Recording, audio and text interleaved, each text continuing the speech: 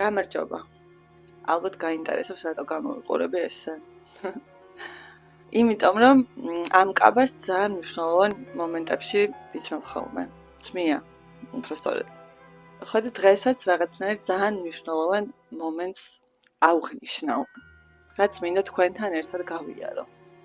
რადგან მემშვიდობები ერთ ძალიან მნიშვნელოვან მოვლენას ჩემს ცხოვრებაში.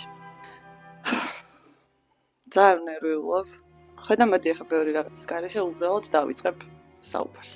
დღევანდელი თემა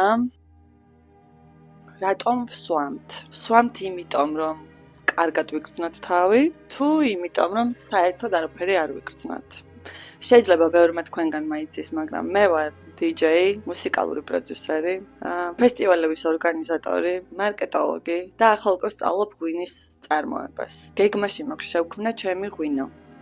Sue-Wines. მალე მიხვდებით რატომ გავუსვი ამ ყველაფერს ხაზი და რატომ ჩამოვთვალე ჩემი საქმიანობები. ალკოჰოლია ჩვენი კულტურის, დღესასწაულების და დასვენების განუყოფელი ნაწილია. სოფლიოს უმეტეს ქვეყნებში ის ლეგალურია. ხელმისაწვდომი და სოციალურად მისაღებია. მაგრამ თუ კი მას მეცნიერულად შევხედავთ, ის არის ცენტრალური ნერვული სისტემის დეპრესანტი და ტოქსინი, რომელსაც შეუძლია ფაქტიურად ჩვენი ტვინის ფუნქციონირების მუტაცება. არ ვიცი. ჩემს ცხოვრებაში ალკოჰოლი თინეიჯერობიდან მოყოლებული ძალიან დიდი დოზით იყო. სანამ მქონდა კონტროლის ილუზია და სანამ საბოლოოდ მივხვდებოდი, რომ ნორმალური სმა არ შემიძლია. ამიტომ დავსვი კითხვა, საერთოდ რაში მჭირდება ალკოჰოლი? ეს ვიდეო არის მოგზაურობა ჩემს პირად ისტორიასა და ნეირომეცნიერებაში. რათა ვიპოვო პასუხი, რა არის ნამდვილი თავისუფლება? კონტროლის ილუზია თუ ალკოჰოლზე სრულად უარის თქმით მიღებული სიძლიერე? თუ გაინტერესებს გავაგრძელოთ. დამოკიდებულება არ არის მორალური სისუსტე. ის რეალურად არის ტვინის სწავლის პროცესი. ალკოჰოლი კი აღმოჩნდა ჰაკერი ჩვენი ჯილდოს სისტემებისთვის. ის ხელოვნურად, ძლიერად და სწრაფად ასტიმულირებს დოფამინის გამოყოფას. ამ დროს ტვინი ცდილობს ნორმალიზებას და ამცირებს დოფამინის ბუნებრივ წარმოქმნას. ეს იწვევს ტოლერანტობას.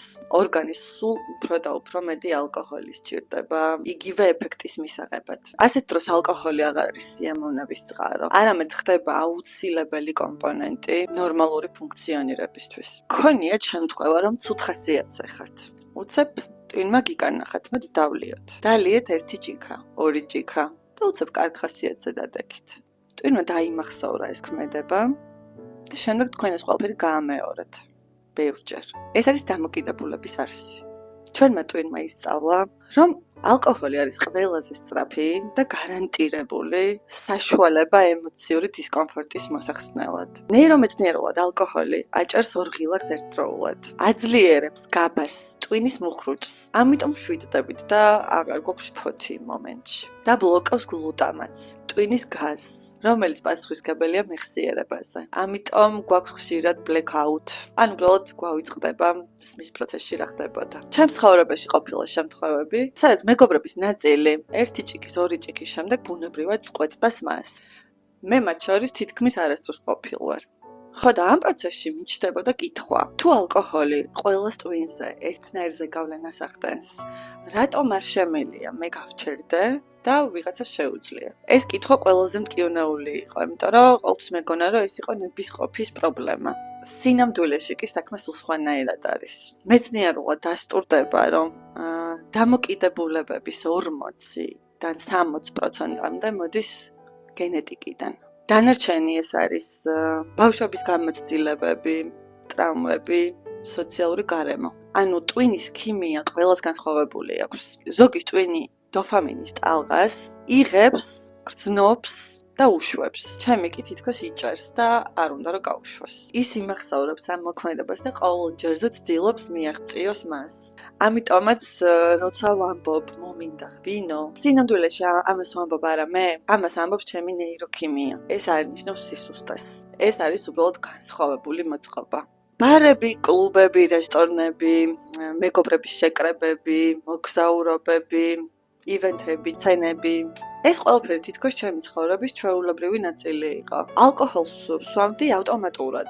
ეს იყო ნორმა. ყველას ექცეოდა. და ამ პროცესში თითქმის არასდროს სვამდი კითხვას, რეალურად რას ვუკეთებ საკუთარ თავს. ეხლა რომ ვფიქრობ, ეს რატომაც დაიწყო თავიდან. ყველაზე დიდი მიზეზი ალბათ ბანალურად რომ ვთქვათ იყო შიში. შიში რომ მხიზლად არ ვიქნებოდი, ისეთი თავისუფალი, თამამი, გაბედული, საინტერესო, მოსაწონი სხვებისთვის. ასევე მინდოდა რომ ემოციები უფრო მძაფრად მეგრძნო. როგორც ცხოვრებაში, ჩვეულებრივ ცხოვრებაში, ისე სცენაზე. ალკოჰოლი მუდამ მაძლევდა ამის ილუზიას. თითქოს ის აჭერდა ჩართვის ღილაკს და ჩემს ეგოს აძლევდა უფლებას, რომ ემოქმედა ჩემს ნაცვლად. ზოგჯერ ეს იყო ძლიერი ტკივილ გამოყუჩებელი, როცა ვგრძნობდი ფოთს, სიცარიელეს, ნებისმიერ დისკომფორტს. დალევა რეალურად იყო გზა, რომ აღარ მეგრძნო ეს ყველაფერი. რეალურად ეს იყო ემოციური ბალიში, რომელიც ტკივილს უბრალოდ სხვა დღისთვის დებდა და მეორე დღეს ეს ყველაფერი 1000 ჯერ უფრო ძლიერად ბრუნდებოდა. ალკოჰოლი ქიმიურად გვატყუებს. ის ღვიძლში იქცევა აცეტალდეჰიდად, ტოქსინად. მიუხედავად იმისა, რომ თითქოს ამშვიდებს ჭარბი მოხმარებას დისტრესის ჰორმონს, კორტიზოლს, რაც დროთა განმავლობაში აძლიერებს ფოთვას. ძირითადად სულ ვამბობდი, რომ წრეზე დავდივარ, ვერაფერს ვერ ვცვლი. არა და თითქოს ვმუშაობდი საკუთარ თავზე, ვკითხულობდი, ვსწავლობდი, ვაანალიზებდი, მაგრამ ძირეული ცვლილებები არ მოდიოდა. ანუ ეხლა მესმის, რომ თავარი ბლოკი იყო ალკოჰოლი. ის ქმნიდა ცნობიერების ილუზიას, მაგრამ მაშინვე აბათილებდა ნებისმიერ რეალურ ცვლილებას. როგორც კი ვსვამდი, პრეფრონტალური ქერქი, ეს შუბლის წილი, რომელიც პასუხისმგებელია გადაწყვეტილებების მიღებაზე, ინტელექტის ცენტრი, ასე ვთქვათ, ფაქტიურად ითიშებოდა. ასე მუშაობს ტვინი. ხო და როგორ უნდა შემეცვალა ცხოვრება, მთავარ ტოქსინს ისე ვუშვებდი ჩემს სისტემაში. რეალურად ალკოჰოლი აფერხებდა ჩემს ნებისმიერ სულიერ, ფიზიკურ თუ ინტელექტუალურ ზრდას. თუმცა ახლა სიფხიზლე აღარ არის უბრალოდ სმაზე უარის თქმა. ეს არის თვითსაბოტაჟის ციკლის გაწყვეტა და ნამდვილი ცნობიერების დაბრუნება. ახლა როცა თითქმის ერთი თვე არ მომიხმარია ალკოჰოლი, შემოვიდა სტაბილური სიმშვიდე. საკუთარ თავთან ურთიერთობით მიღებული სიამოვნება. და ის განცდა, რომ ყოველ ნაბიჯზე მე ვიღებ გადაწყვეტილებას და არა შეცვლილი ცნობიერება. და რა თქმა უნდა, ამ გზაზე ასევე გამოჩნდა ილუზორული შიშები, მაგალითად სოციალური ადაპტაციის შიში. როგორ მოვიქცევი ძველ სიტუაციებში, ძველ ადგილებში, სადაც მთელი ცხოვრება გავატარე. ვიქნები თუ არა ისევ ისეთი თავისუფალი სცენაზე დაკვრისას და ერთ-ერთი ყველაზე დიდი შიში ეს მარცხის შიში, რომ აი ესე საჯაროდ გამოდივარ და ვამბობ ამ ყველაფერს, რომ მე არჩევ მხიზელ ცხოვრებას და რომ ვერ შევასრულო ეს ყველაფერი. მაგრამ შიში არის ილუზია, ინდიკატორი. სინამდვილეში იქნებ ძალიან მოაზროთ ხარჯავდი დროს და ენერგიას იმ სიტუაციებში, სადაც სმა ყოველთვის თამდევი ნაწილია.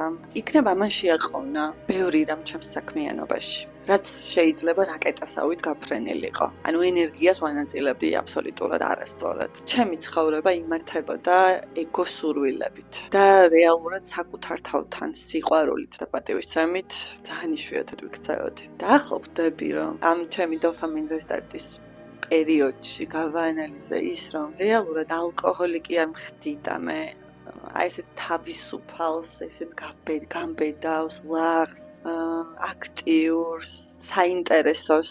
ეს ჩემი ხასიათია. ეს მე ვარ და არა ალკოჰოლი. და ამ პროცესმა რატომ მივიღეს გადაწყვეტილება დავინახე ჩემი ცხოვრება 10 წლის შემდეგ თუნდაც. როდესაც დამოკიდებულია გონება, მას ძალიან უჭირს მომავალში გაიხედოს.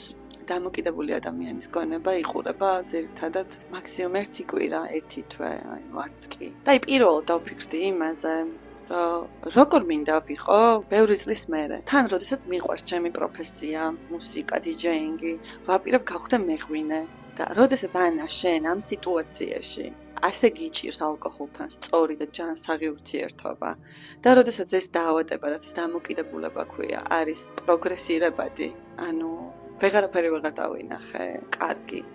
ვერც როგორც ჯანმრთელობის კუთხით, ვერც მენტალური კუთხით და საერთოდ ვერანაირი კუთხით. მივხვდი, რომ ახლა არის გაჩერების დრო.